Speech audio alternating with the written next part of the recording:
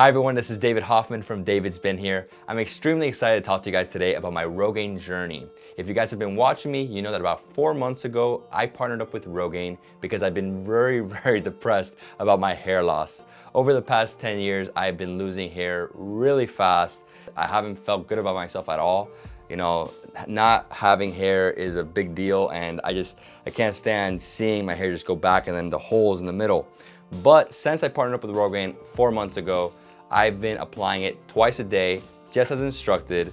I just put it out like this, put it in my hand, a little bit, enough, put it on, right? Massage it into the spots where you're balding, and that's it.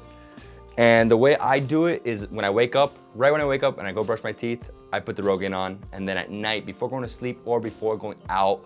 And yeah, I mean, the coolest part about this journey is that everybody that knows me has been telling me, David, you have more hair, you have more hair. And I'm like, this is amazing. I mean, I really hope it continues and I fill up the whole thing, but just so far, I'm super happy with the experience. It's very affordable, $30 a month. So over the year, $360 for your hair to come back. That's amazing.